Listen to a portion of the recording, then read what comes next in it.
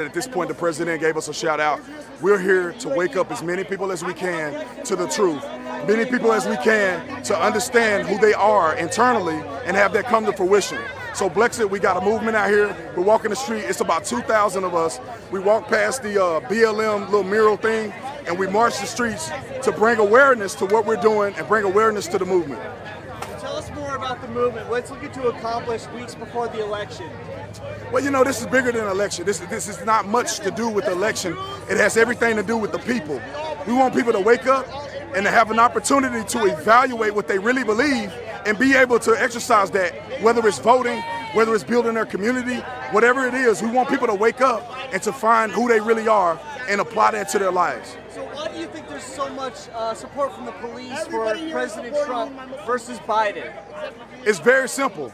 Biden and his leftist Democrats, they want to defund the police. They've gone so woke that they're not in touch with reality. It makes no sense whatsoever to defund police officers if you're claiming that police officers need to improve.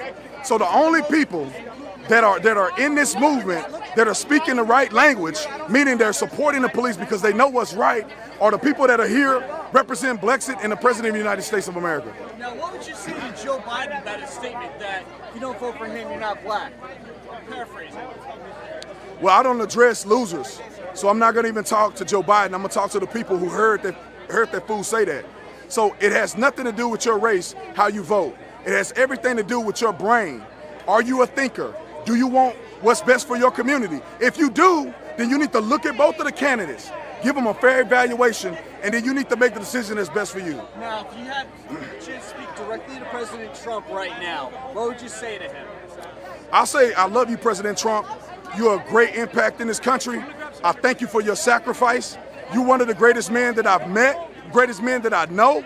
And I think that the world would be encouraged if you keep pushing, you keep fighting, don't back down. Our country is dependent on your leadership. So we all are here behind you. We support you.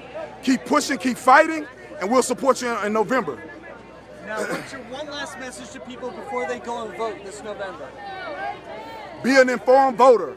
Don't just vote for somebody because your mama and them told you to do it. Go do your research. Do your evaluation. Don't let your heart deceive you. These people have already shown their true colors. They want to defund the police. They want to raise your taxes. They don't care nothing about the black community. If they did, they'll be in them schools. They'll be down there curbing the black-on-black violence. They do not care. They would care about children that have been shot in some of these inner cities. They would care about black police officers if they cared about black people. So they do not. So you need to do your evaluation, figure out what's best for your community, and then go out and vote. Don't sit your butt at home. Don't make no excuses. You need to get out and vote. And if you don't vote, you can't say nothing about what goes on in this country. Get your butt off the couch, go out there and vote. One last question.